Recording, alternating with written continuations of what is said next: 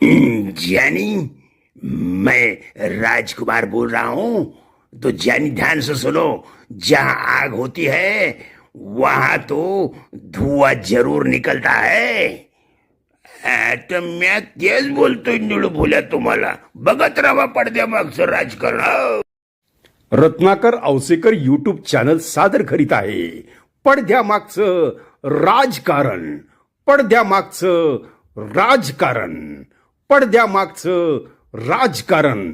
रत्नाकर औसेकर आवाजांचा बादशाह सादर करीत आहे। सर्व प्रकारच्या राजकीय प्रचार सिरीजच्या निर्मितीसाठी एकमेव नाव Ratnakar Ausekar. Contact 9890 39 87 88। Online recording series देणारं महाराष्ट्रातलं एकमेव नाव रत्नाकर औसेकर। 51 आवाजांचा बादशाह रत्नाकर औसेकर। कॉन्टॅक्ट 9890 39 87 88। मित्रांनो, आपला सकाळचा भोंगा तर चालूच राहणार आहे, पण आता रत्नाकर औसेकर यूट्यूब चॅनल खास आमच्या प्रेक्षकांसाठी एक विशेष कार्यक्रम चालू करतोय। त्याचं नाव आहे पडद्यामागचं राजकारण। आणि मित्रांनो, या पडद्यामागच्या राजकारणाची संकल्पना जर कोणाची होती तर ती होती आदरणीय स्वर्गवासी दादा कोंडके यांची। 1995 साली दादा कोंडके लातूरला आले होते वाजुका चित्रपटाच्या प्रीमियर साठी। आणि मित्रांनो, या वाजुकाच्या प्रीमियरच्या वेळेस दादा कोंडके लातूरला येणार याची माहिती मला मिळाली आणि एका मित्रानं मला सांगितलं की मी तुझी दादा कोंडकेची ओळख करून देतो।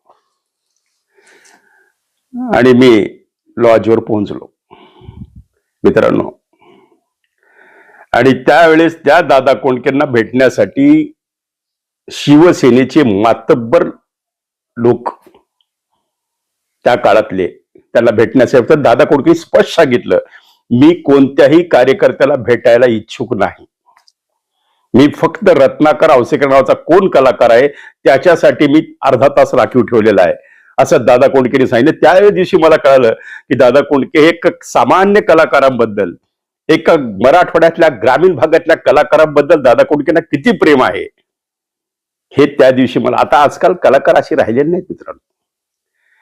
आणि मित्रांनो, दादा कोंडकेंचा हात माझ्या पाठीवर पडला त्या दिवशीपासून रत्नाकर औसेकरने मागे वळून पाहिलेलं नाही मित्रांनो, तर त्यांनी मनातून आशीर्वाद दिला होता। त्यांना माझी स्टोरी एवढी आवडली होती, आम्ही आणि दादा कोंडके मिळून एक चित्रपट काढायचा आमचं घाट चालू होता, स्टोरी तयार होत होती, आणि दादा आपल्या सर्वांना सोडून निघून गेले। नाहीतर आज रत्नाकर औसेकर या चित्रपट सृष्टीमध्ये कुठेतरी तुम्हाला नाव ऐकायला नक्कीच मिळालं असतं। मित्रांनो, मला निर्माता व्हायचं होतं, मी निर्माण करत होतो। दादा कोंडकेने आमचं मिळून ठरलं होतं की आपण एक सुंदर अशी फिल्म तयार करूया, पण नियतीपुढे आणि नशिबापुढे मित्रांनो ह्या जगात काहीच मिळत नाही। नशिबाला दोष देत आम्ही आयुष्याची ह्यात हे आता माझं 64 वर्ष मला लागलेलं आहे मित्रांनो। ही गोष्ट मी 30 वर्षापूर्वीची तुम्हाला सांगतोय, आणि 30 वर्ष सांभाळून ठेवलेला हा दादा कोंडकेंच्या भाषणाचा ठेवा मी आज माझ्या रत्नाकर औसेकर यूट्यूब चॅनलच्या सर्व दर्शकांसाठी, सर्व प्रेक्षकांसाठी, महाराष्ट्रातल्या तमाम जनतेसाठी, करोडो जनतेसाठी ओपन करत आहे की दादा कोंडकेंचं पहिलं व्हिडिओ भाषण। दादा कोंडकेंनी अनेक भाषणे केली, पण ऑडिओ क्षेत्रात, पण व्हिडिओ मधलं दादा कोंडकेंचं भाषण हे 30 वर्षापासून मी माझ्या लायब्ररीमध्ये राखीव ठेवलेलं होतं। ते भाषण मी आज ओपन करतोय माझ्या तमाम मराठी दर्शकासाठी।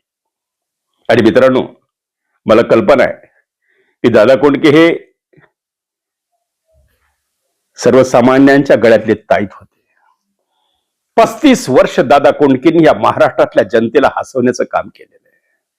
स्वतःच्या जीवनात दुःख असताना सुद्धा दादा कोंडकेंनी शेवटचं एक वाक्य लक्षात घ्या। दादा कोंडके म्हणाले, अरे या जगात मला मी ज्यावेळेस वर जाईल तर परमेश्वराजवळ मी एवढं मागेल की देवा मला तू पैसा नको देऊ पण मला आपली जवळची माणसं दे, हे दादा कोंडकेचे वाक्य. मित्रांनो, दादा कोंडकेने मला जवळपास 30 मिनिट चर्चा करायला वेळ दिलेला होता आणि 30 मिनिटामध्ये आम्ही एवढं भरभरून बोललो. भ्रष्टाचारावर बोललो, सरकारवर बोललो, अन्यायावर बोललो, गुंडगिरीवर बोललो, खून दरोड्यावर, सगळ्या गोष्टी आमच्या चर्चा झाल्या आणि त्यांनी ओळखलं की रत्नाकर औसेकर काय कलाकार आहे. आणि मित्रांनो, आज मी हा ठेवा तुमच्यासाठी ओपन करत आहे. दादा कोंडकेचं ते भाषण तुम्ही जर आज पाहताल तर तुम्हाला, मी तर म्हणतो, हे शिंदे सेनेच्या गटाच्या लोकांनी पाहायला पाहिजे, शिवसेनेच्या, आणि उद्धव बाळासाहेब ठाकरे उबाटाच्या लोकांनी सुद्धा हे भाषण अवश्य आपल्या लायब्ररीत ठेवावं, आपल्या संग्रहात ठेवावं. की दादा कोंडके जर आज असले असते, दादा कोंडके जर आज असले असते तर दादा कोंडकेला किती यातना झाल्या असत्या ही शिवसेना तुटती म्हणल्याबरोबर. मित्रांनो, मी गेले 9 तारखेपासून मी पाहतो या महाराष्ट्रामध्ये फक्त एकच चर्चा सुरू झाली, वाल्मिक कराड, धनंजय मुंडे, आका, भ्रष्टाचार, 32 खून, एवढे खून, तेवढे खून. प्रेक्षक कंटाळले देतो. वर्तमानपत्र उघडलं की आज आका असा बोलले, ते तसे बोलले, धनंजय मुंडे म्हणले मी का राजीनामा देऊ, माझी काय चूक आहे. कुणाची चूक नाही, नीतीची चूक आहे. मित्रांनो, या महाराष्ट्राच्या राजकारणात पुढे काय वाढवून ठेवलेलं हे देवालाच माहिती आहे. जर अशा पद्धतीनं गुंडगिरी राजकारणात येणार असेल, अशा पद्धतीनं भ्रष्टाचार राजकारणात फोपवणार असेल तर या महाराष्ट्रात एक लक्षात ठेवा, पुन्हा कालची बातमी आहे की कोरोनानं तोंड वर काढे, पण नीतीचा झटका जर बसला ना, हे बडे बडे बडे बड्यांना श्वास घ्यायला मोकळा केला नाही. एका क्षणात झटकन फ्यूज निघून गेले. अरे करोडो रुपये चिल्लर करून टाकलेले ह्या कोरोनानं. आता तरी सावध व्हा मित्रांनो. मला रोज रोज निगेटिव्ह बातम्या, रोज रोज हे तुम्हाला त्यांचं विश्लेषण, वाल्मिक कराड असं म्हणले, धनंजय मुंडे तसे झाले, प्राजक्ता माळीला असाच आरोप झाला, तिचे अश्रू बाहेर आले, काय काय काय काय मी बोललो. आणि मित्रांनो, मला खोटं नाही सगळं, मी कालपासून मी म्हणत विचार की आता मला काहीतरी नवीन द्यायचंय माझ्या दर्शकांना, माझ्या युट्यूब चॅनलच्या लोकांना, मला काहीतरी, म्हणून मी सुरू केले पडद्यामागचं राजकारण. आणि या पडद्यामागच्या राजकारणाची फार गंमत कहाणी मी तुम्हाला माझ्या युट्यूबच्या चॅनलच्या माध्यमातून सांगणारच आहे. राजकीय विश्लेषण तर होणारच आहे. पण मित्रांनो, तुम्ही ज्यावेळेस आज दादा कोंडकेचं हे भाषण पूर्णपणे तुम्ही शेवटपर्यंत पाहताल, तुमच्या सुद्धा डोळ्यामध्ये पाणी येईल की आज असे शिवसैनिक, कडवट शिवसैनिक कुठे आहेत. आज जर दादा कोंडके असले तर त्यांच्या आत्म्याला, त्यांच्या जीवाला काय वाटलं असतं. मित्रांनो, खरं सांगतो, दादा कोंडकेंच्या ज्यावेळेस मी संपर्कात आलो, दादा कोंडकेंनी पुन्हा मला हॉटेल श्रेयसला पुण्याला अनेक वेळा बोलवलं. त्या ठिकाणी आमच्या मीटिंग झाल्या, त्या ठिकाणी आम्ही बोललो, गप्पा मारल्या आणि एक जिव्हाळ्याचं नातं दादा कोंडकेंसोबत निर्माण झालं होतं. तुम्हाला खोटं नाही सांगत, दादा गेले, मी पूर्ण दिवस जेवलेलो नाही. मित्रांनो, असं वाटलं की माझ्या जवळचा माणूस कोणीतरी गेलेला आहे. एक फिलिंग ते झालं की ज्या माणसाने मला भरभरून आशीर्वाद दिले. आणि तुम्हाला खोटं नाही सांगत मित्रांनो, आज जर दादा कोंडके असले असते तर त्यांच्या आत्म्याला काय वाटलं असतं, हाच विचार मी सारखा करतोय. हे ज्यावेळेस शिवसेना तुटती, आरोप काय भ्रष्टाचाराचे आरोप, अमुक धमुक, हे जे आपण ऐकतो. आणि आता महाराष्ट्रातली जनता या राजकीय गुंडगिरीला कंटाळलेली का काय असं मला जाणवायला लागलं मित्रांनो. रोज उठलं की टीव्ही चालू केला की वाल्मिक कराड, टीव्ही चालू केला की धनंजय मुंडे, छोटा आका, मोठा आका, मी का राजीनामा देऊ, पालकमंत्री. अरे सगळ्यांचं लक्ष पैशावर आहे. प्रत्येकाला आपापलं अर्थार्जन करायचंय, प्रत्येक आमदाराला आपापलं अर्थार्जन करायचंय, प्रत्येक आमदाराला आपल्या मनातला पालकमंत्री तिथं आणायचा आहे. कारण हजारो कोटीचं टेंडर मंजूर करायचं, हजारो कोटीला योजनेला मंजुरी द्यायची काम जर कोणाचं असेल तर ते पालकमंत्र्याचं असतं. मग पालकमंत्र्याच्या खुर्ची मागं पळणाऱ्या लोकांच्या डोळ्यात हे अंजन घालणारं भाषण दादा कोंडके बोललेले. मित्रांनो, मला दादा कोंडके एक मनातली गुपित गोष्ट, दादा नाहीये तर आज जर दादा असले असते त्यांनी तुम्हाला ही गोष्ट सांगितली असती. बाळासाहेब ठाकरे ज्या वेळेस शिवसेनेची सरकार इथं मुख्यमंत्री बनण्याचं ठरलं, मुख्यमंत्री मनोहर जोशी ठरले आणि बाळासाहेब ठाकरेंनी पहिल्या सुरू जर कोणाला बोलवून घेतलं, दादा कोंडकेला बोलून घेतलं होतं की दादा बोला, कोणतं खातं पाहिजे. दादा कोंडकेंनी बाळासाहेब ठाकरेंना विचारलं की बाळासाहेब आपण कोणत्या खात्यावर आहे. कारण तर बाळासाहेब काय म्हणाले, दादा मी सेना प्रमुख राहणार आहे. मग दादा कोंडके म्हणाले बाळासाहेबांना की बाळासाहेब आपण जर सेना प्रमुख राहणार असेल तर मी तुमचा सैनिक होणार आहे. सैनिकाचा अधिकार माझा काढून घेऊ नका आणि मंत्र्यासारखी हलकी जागा मी का मागू. कारण या जनता जनार्दनानं दादा कोंडकेला एवढ्या मोठ्या पदावर नेऊन ठेवलंय, एवढ्या मोठ्या पदावर नेऊन ठेवलंय, हे मंत्र्यासारखी हलकी जागा मागायची मला काय गरज आहे. म्हणजे बघा मित्रांनो, लोकप्रियता, एखादा कलाकार त्याची लोकप्रियता ही मंत्र्यांपेक्षा मोठी आहे, लक्षात ठेवा मित्रांनो. त्यामुळे कलाकारांचा सन्मान करा. कोणत्याही कलाकार आमच्या हिरो हिरोईनचा अपमान करू नका, त्यांच्याशी सन्मानानं वागा. कारण हे मंत्री संत्रीत पैशाच्या जीवावर काही करतात मित्रांनो. ते काय कोणाला आणून नाचवतात, काही करू शकतात, ते काही करू शकतात, पण कलाकाराचा सन्मान फार महत्वाचा आहे मित्रांनो. म्हणून मी प्राजक्ताताईच्या पाठीशी खंबीरपणे उभा राहिलेलो होतो. आणि मित्रांनो, मी एक कलाकार आहे, मी एक मिमिक्री आर्टिस्ट आहे. मी अनेक आवाजामध्ये राजकीय लोकांना आपली स्पीच देतो आणि ते माझं प्रोफेशनल आहे. मी कोणत्याच पक्षाचा नाही, मी कोणत्या गटाचा नाही, मी कोणत्या नेत्याचा नाही, मी कोणाचा नाही, मी फक्त माझ्या पोटाचा आहे. मला माझी कला दाखवणे आणि त्या कलाकारावर जगणे. मित्रांनो, मला आज सकाळी व्हिडिओ पाहण्यात आला की हास्य सम्राट म्हणजे महाराष्ट्राचा विनोदवीर विजय कदम याच्या मुलाची मुलाखत, मी वरद चव्हाणची आज मी मुलाखत माझ्या युट्यूबवर पाहिली मित्रांनो. माझ्या डोळ्यात पाणी आलं की आज एक अस्थिर जीवन जर कोणाचं असेल तर कलाकारांचं आहे मित्रांनो. कलाकारांची चार दिन की चांदणी असते, बाकी आयुष्यात सगळं अमोशाच असते मित्रांनो. म्हणून आज प्रत्येक कलाकाराचा सन्मान करा आणि प्रत्येक कलाकारांना सुद्धा माझं सांगणं आहे की एकमेकाचा सन्मान ठेवा, एकमेकाचा आदर ठेवा आणि नक्कीच कलाकारांना दिवस चांगले येतील. तर मित्रांनो, आता आपण माझा जो चित्रपट होता पडद्यामागचं राजकारण, तो खोटं नाही सांगत, ती एक व्हिडिओ फिल्म मी अक्षरशः लग्नाचा शूटिंगचा कॅमेरा, त्या काळात 35 वर्षापूर्वी तो कॅमेरा म्हणजे हायेस्ट कॅमेरा, त्या कॅमेऱ्यावरचं शूटिंग म्हणजे आजचं सगळ्यातलं डल शूटिंग. म्हणजे आज एवढी 5K 4K 8K असा प्रकार सुरू झाले, त्यामध्ये हे नक्कीच हे चित्रीकरण थोडंसं त्या काळातलं आहे मित्रांनो.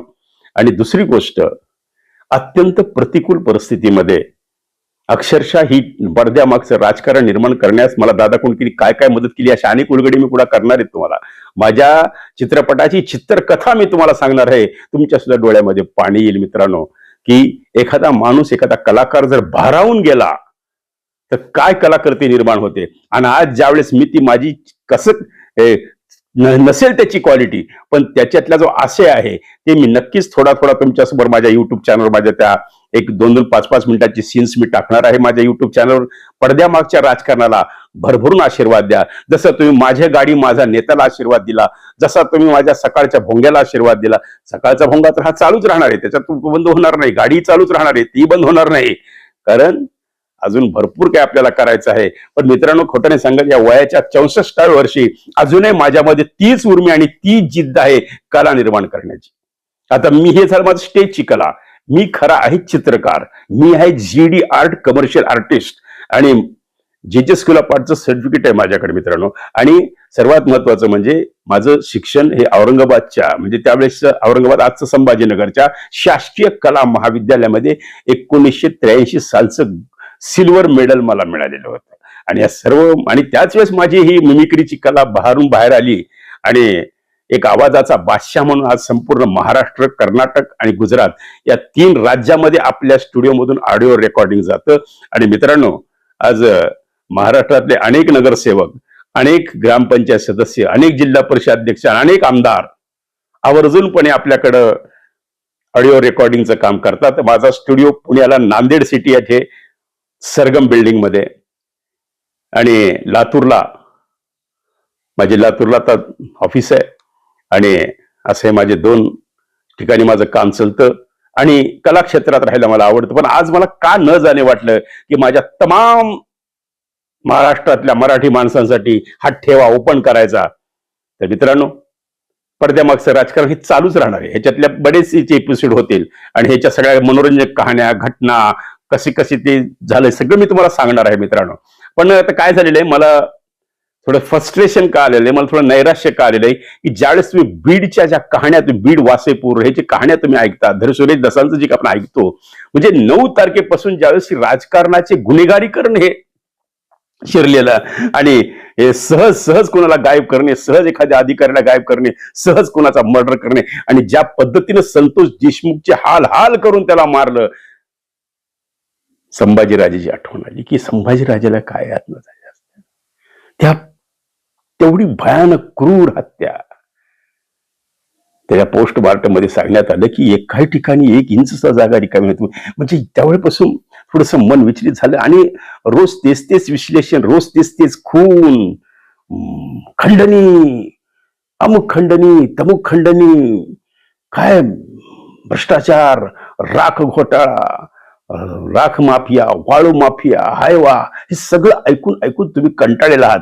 म्हणून तुम्हाला आज मी विशेष भेट देत आहे. तर चला, आपल्याला तर दररोजच बोलायचं तुमच्याशी, पण आता ऐकूया माझे गुरु, माझे कला क्षेत्रातले गुरु. तुम्हाला एक सांगायचं राहून गेलं मित्रांनो, मी बोलण्यात मी ते विसरून गेलो की मी एक चित्रकार आहे, आणि मी एक चित्रकार म्हणून माझं जीवन सुरू करण्याची माझी, आता जरी मध्ये संसाराच्या रहाटगाड्यामध्ये 20-25 वर्षापासून चित्रकला माझी मी थोडासा हात बंद ठेवलेला असल्यामुळं, तरी पण मी पुन्हा माझी कलाकार सुरू केलेली आहे.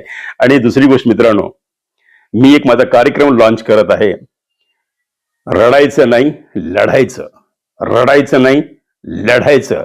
यामधून जवळपास 1 तासाचं ते स्पीच आहे, आणि 1 तासाच्या स्पीच मध्ये मी तुमच्या सर्व कॉलेजच्या कोणत्याही गॅदरिंग असेल, कॉलेज, क्लब, 11वी 10वी 9वी पासूनच्या विद्यार्थ्यांसाठी तुम्ही हायस्कूलमध्ये हा कार्यक्रम ठेवू शकता, तुम्ही कॉलेजसाठी ठेवू शकता, तुम्ही कंपन्यांमध्ये ठेवू शकता, तुम्ही क्लबमध्ये ठेवू शकता, तुम्ही मंडळामध्ये ठेवू शकता, तुम्ही मित्रमंडळामध्ये ठेवू शकता, की जेणेकरून तरुणांमध्ये एक ऊर्जा निर्माण होऊन, तरुण गुन्हेगारीकडे न जाता, तरुणांनी नैराश्य होऊन आत्महत्या न करता, आज तरुणांनी प्रेरणा देणारा हा कार्यक्रम मी सुरू करत आहे.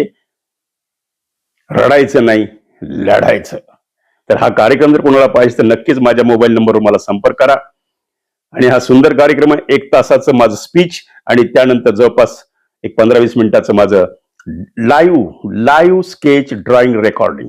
म्हणजे लाईव्ह म्हणजे मी त्याच प्रेक्षकामधला एक व्यक्ती निवडणार, त्याला खुर्चीवर समोर बसवणार, आणि त्याचं लाईव्ह स्केचिंग तुम्हाला करून दाखवणार, जेणेकरून की तुम्हाला एक कलाकार, एक अबोल कलाकार, मी 10वी पर्यंत माझ्या तोंडातून शब्द वर्गातलं प्रश्न उत्तर मी देत नव्हतो, तो कलाकारात आवाजाचा बादशाह, महाराष्ट्राचं आज लोक पाहतात माझ्याकडे, मला तेवढंच आदराचं स्थान देतात. हे कसं घडलं, ही मनोरंजक कहाणी या कार्यक्रमामधून देणार, आणि विद्यार्थ्यांना प्रेरणा, मग ती ट्युशन्स, क्लासेस, कॉलेज, हायस्कूल, या सर्वांसाठी मी हा कार्यक्रम ओपन केलेला आहे. रडायचं नाही लढायचं. हा सुद्धा कार्यक्रम आपण अवश्य बुकिंग करा आणि आपले तारखा बुक करा. आणि मित्रांनो, सर्वात महत्वाचं म्हणजे मी जो आज ठेवा देत आहे, या ठेव्याबद्दल आपल्याला काय वाटतं? मी काय करतो मित्रांनो माहिती का, मला थोडस एक जाणीवपूर्वक असं वाटतं की तरुणांनी नैराश्य नाही झालं पाहिजे, तरुणांनी संकटाचा सामना करायला शिकलं पाहिजे, तरुणांनी आपलं ध्येय गाठलं पाहिजे, आणि तरुणांनी विचार मोठे ठेवले पाहिजेत. स्वतःचं विश्व मोठं करा, तरुण आपली स्वप्न मोठी करा, आणि हे यशस्वी व्हा, हा मंत्रच मला या कार्यक्रमातून द्यायचा आहे. तर चला मित्रांनो, आता आपलं दररोज तर बडबड चालूच आहे, पण आता मला तुम्हाला जो मी तुम्हाला फक्त शेवटपर्यंत हा व्हिडिओ बघा. तुम्हाला मी ऐकणार आहे माझी दादा कोंडकेची भेट झाली, दादा कोंडके काय बोलले, भूकंपावर काय चर्चा झाली. कारण किल्लारीमध्ये ज्या भूकंप झाला, त्या किल्लारीच्या भूकंपाचं सकाळी पहाटे 5:30 रेकॉर्डिंग करणारा पहिला व्हिडिओग्राफर म्हणून मी त्या किल्लारीमध्ये पोहोचलो होतो. याची दखल अमेरिकेने सुद्धा घेतली, याची दखल महाराष्ट्र शासनाने घेतली. त्यावेळेस शरद पवार साहेब मुख्यमंत्री होते, आणि शरद पवार साहेब सुद्धा सोबत 8-10 दिवस मला किल्लारी भागात फिरता आलं. मित्रांनो, तर ही सगळ्या कहाण्या आम्ही दादा कोंडके बरोबर शेअर केलेल्या आहेत, याच्यावर आमची चर्चा झाली. पण आता मी तुम्हाला जास्त आणून धरत नाही, तर मग चला आपण दादा कोंडकेचं भाषण ऐकूया आणि मनसोक्त आणून घेऊया की काय असतो कलाकार, आणि काय असतं कलाकाराचं विश्व, काय असतं कलाकाराचं मन. तर मग चला पाहत राहा आणि शेवटपर्यंत हा व्हिडिओ पहा. रत्नाकर औसेकर युट्यूब चॅनलचा उपक्रम पडद्यामागच्या राजकारणामध्ये मी आज देत आहे तुम्हाला आदरणीय स्वर्गवासी दादा कोंडकेंचं भाषण.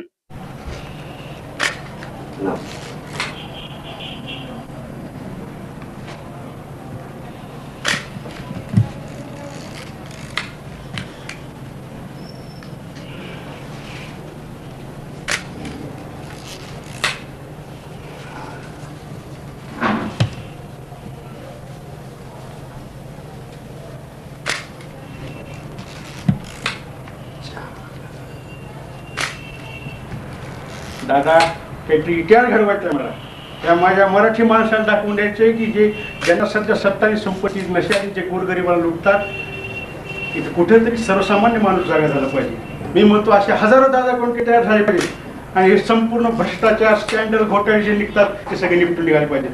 दादा माझ्याविषयी एक शब्दात तुम्ही म्हणू नाही, तुम्ही आता एवढं बोललाय तर मला वाटलं मीच बोलतोय. पण मी काय बोला आपण विचारच करत होतो. नाही तुम्ही हजारो दादा कोणी निर्माण होणार ना, हा पहिला आहे ना. दुसरा तुमच्यापासून सुरुवात होऊ देत, म्हणजे हजारो निर्माण करतील, तुम्हाला निर्माण करायची हिंमत आहे अजून. आणि तुमचा कार्यक्रम यशस्वी हो आणि असे तुम्ही लोकांसमोर सारखे व्हावं. माझी पहिली टिफिन तुमच्या चरणी अर्पण होईल दादा फेब्रुवारीमध्ये, आणि तुमचा आशीर्वाद घेऊनच मी पुन्हा माझ्या पुढच्या क्रांतीला सुरुवात करेन. हे आपण संधी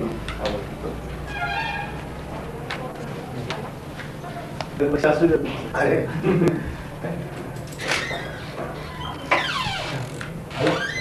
ज्यावेळेस दादा मी हे सर्व वाचन केली, मग मला असं जाणवायला लागलं की हे लोक सांगतायत अरे आम्ही खरं भ्रष्टाचार केलं बरं का, आणि मग तुम्हीच सांगा म्हणे आम्ही आता केला नाही कसं सांगायचं.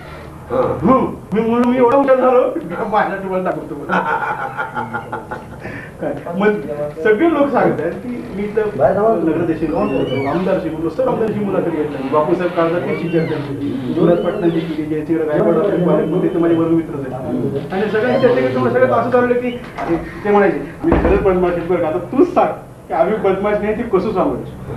मग ज्यावेळेस मी त्यांना सांगायला गेलो की तुम्ही स्वच्छ कशी आहेत हे सांगायचं, मी त्याला सांगायला लागलो. मग ते म्हणजे तू खरंच केली आहे.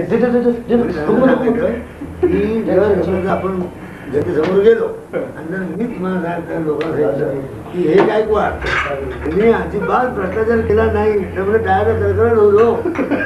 दुसऱ्या अर्थाला एवढं तुम्हाला लोक ओळखत नाही का. आता देतो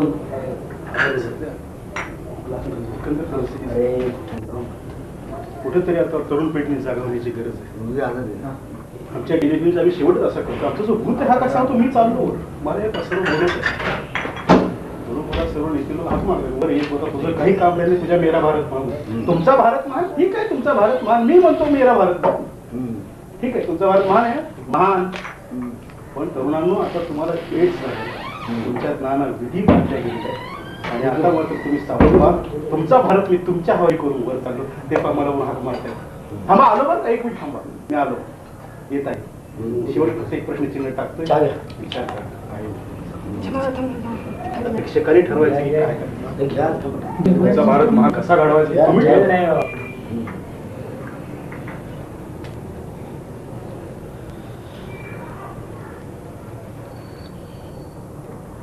हे दादा मी तुम्हाला एक भूकंप कसे पाठवतो की तसं कसं झालं जेव्हा भूकंप झाला तेव्हा पहिले व्हिडिओ हे गेले, पहिले प्रेतांचा झाडा पडला होता पूर्ण आणि एक एक प्रेत तुडवत मी पुढे सरत होतो कॅमेरा घेऊन. माझ्या हातपाय लटट का होतो.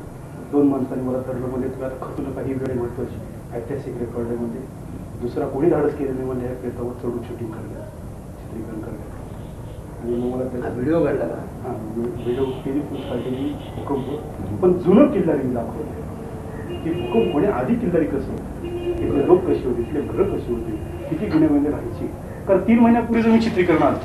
मग CID माझ्याकडे आले, मला म्हणजे तुमच्याकडे जुनं किल्लारी कसं काय. मी तुम्हाला माहित होतं भूकंप म्हणून, मला काय माहिती आहे. मी गेलो होतो मला एका मित्राच्या लग्नाला, त्यांना सांगितलं की तुम्ही इथलं शूटिंग करा, आमचं काही खरं नाही. आणि दादा मी ज्याच्या लग्नाला गेलो ना तो डेड बॉडी त्याच्यामध्ये तिथं बघायला मिळाला. मग मी त्या कॅसेटमध्ये दोन्ही दाखवलं, एक जिवंत माझा मित्र आणि त्याची डेड बॉडी भूकंप झाली. आणि त्याच मित्राने मला सांगितलं की रत्नाकर पावसेकर तू याचं चित्रीकरण कर, आमचं काही खरं नाही.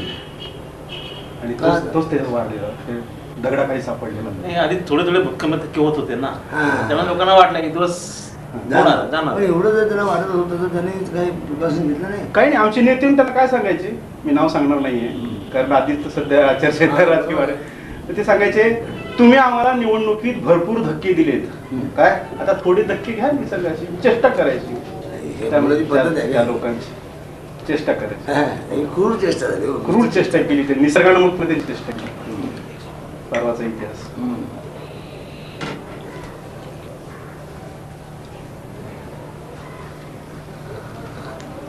तुम्हाला भरभरून मला वाटत होतं सारखा विचार करत तुम्ही आधी जाऊन दादाला बोलायचं दादा माझ्या एक सगळ्यात महत्वाचा प्रसंग असा की जे मी कधीही विसरू शकत नाही. तर त्याला संपवावं लागतं. हे राजकारणाचं गणित आहे आणि यालाच म्हणतात पडद्यामागचं राजकारण. कार्यकर्त्यांनी कार्यकर्ताच राहायचं असतं, नेता कधी व्हायचं नसतं. आणि जर तो नेता बनण्याचा प्रयत्न झाला तर त्याला संपवावं लागतं. हे आमचं लातूरचं राजकारण. आता हे लातूर आहे, सकाळी लातूर, दुपारी फिटूर, संध्याकाळी वरती आहे एक मिनिट. या बरोबर. कुठून आहे? इथून आहे.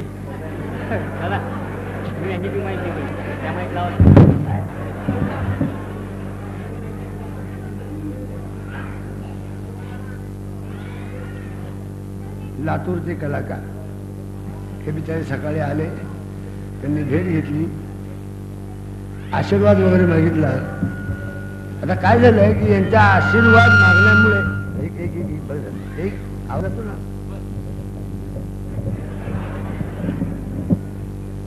त्यांना म्हटलं आशीर्वाद मोठ्या माणसाचे घ्यायचे नाही, आपण मोठे जात छे मी अजून हाफ पॅन्ट नसतो, मोठा कसला आलाय तेव्हा तुमच्यापेक्षा काही फार मोठा नाही, तुमचा गैरसमज आहे. आशीर्वाद द्या. नेहमी माणसाने दिलखुलास आशीर्वाद द्यावा, कारण तो फुकट देता येतो ना, पैसे थोडेच खर्च होतात आपले. तेव्हा यांना आशीर्वाद आहेत आणि अतिशय चांगला माणूस आहे, चांगली कलाकार आहे ते, आणि यांची कला अशी वाढत जावं आणि त्यांनी सगळ्यांचं मनोरंजन करण्याचा दृष्टिकोन त्यांच्या एकूण कलेतून मी पाहिलं. पॅथॉस फार आहे, म्हणजे कारुण्य कारुण्य कारुण्य फार आहे. ते भिलाई याच्यावरती, तुमच्या भिलारीवरती जो भूकंप झाला त्याच्यावर त्यांनी थोडंसं प्रहसन करून दाखवलं, अतिशय सुंदर, चांगलं की तुमच्या डोळ्यात पाणी येईल. पण म्हटलं डोळ्यातून पाणी काढण्यापेक्षा माणसाला हसवा जरा.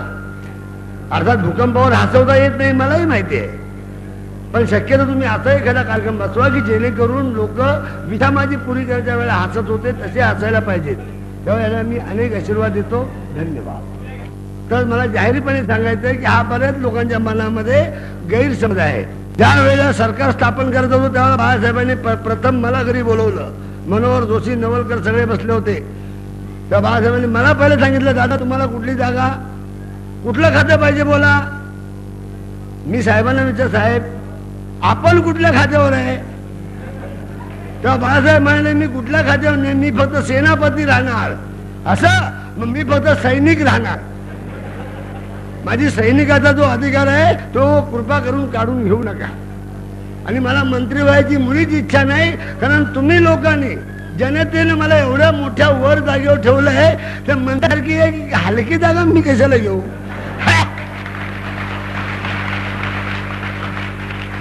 कारण आता जी माणसं बाहेर तुम्ही पाहिली असाल, मी ज्या लॉजवर होतो त्या लॉजवर 2 तास उन्हामध्ये माणसं उभी होती. मला वाटलं वरून खाली त्यांच्यामध्ये उडी मारावी.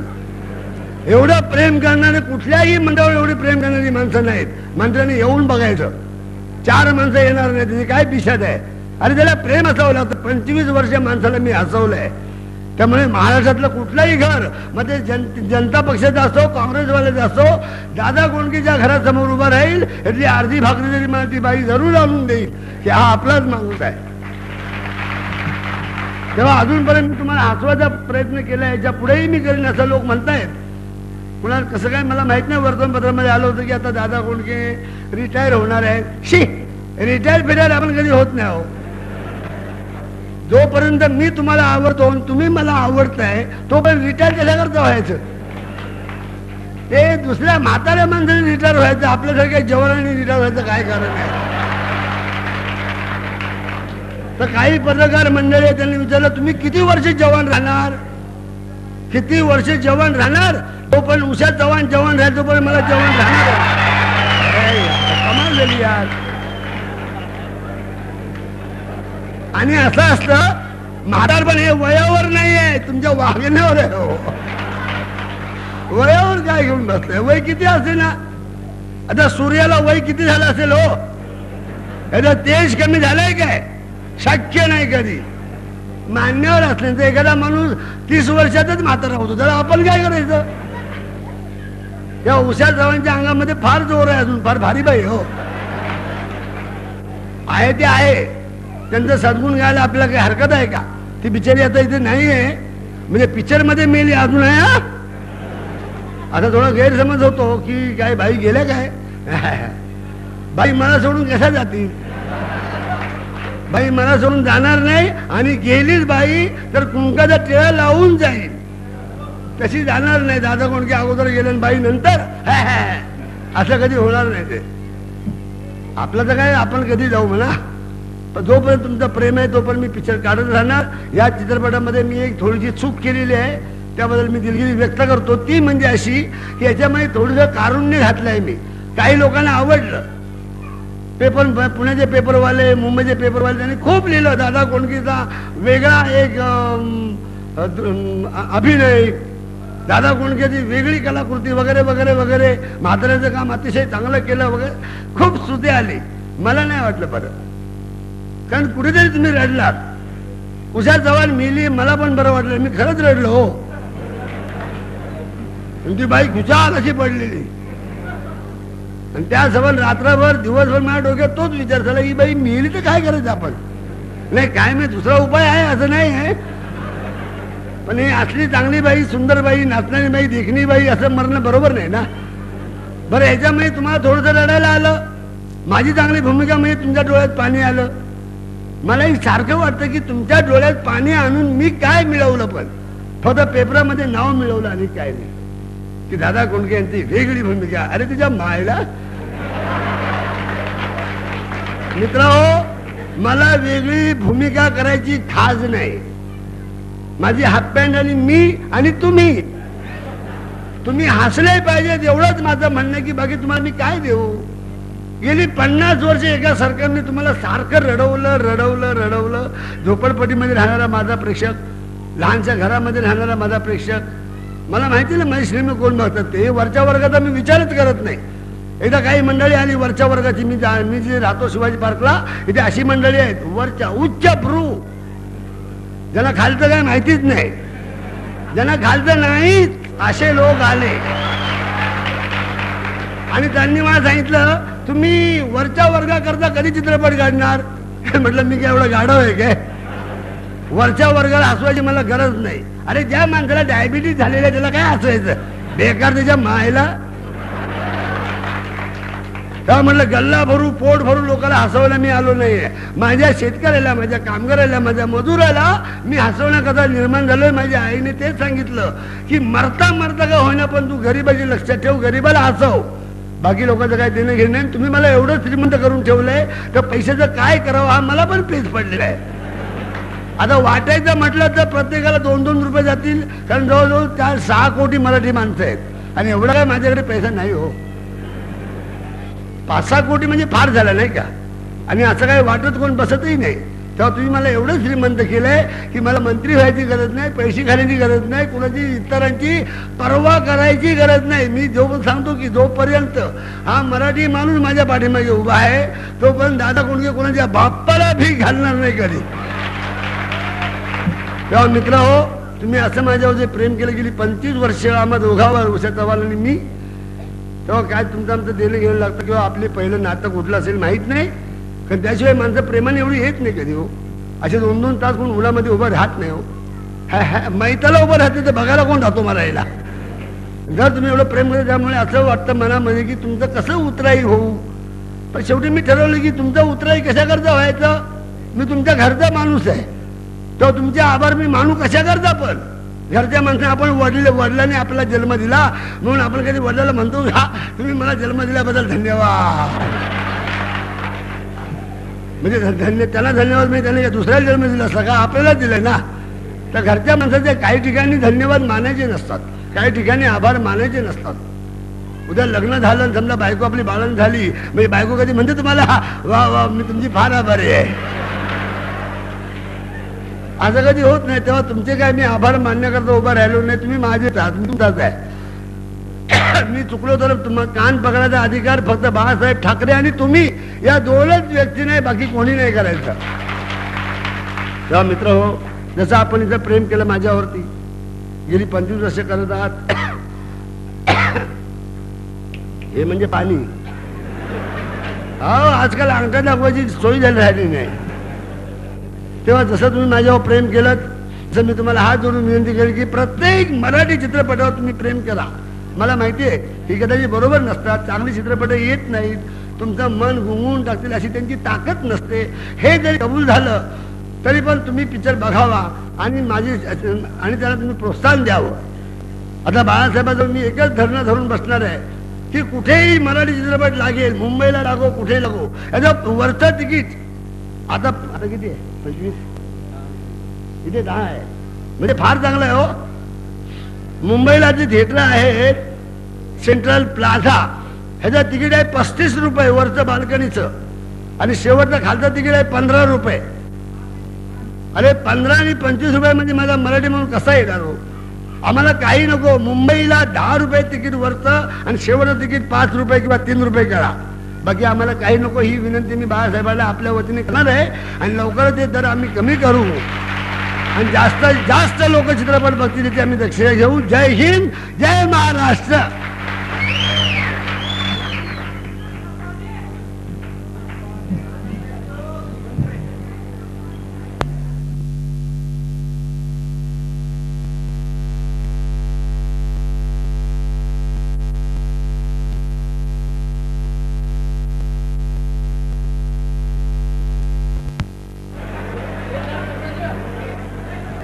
एक शेवटचं म्हणजे तुम्हाला नमस्कार करायला विसरून गेलो.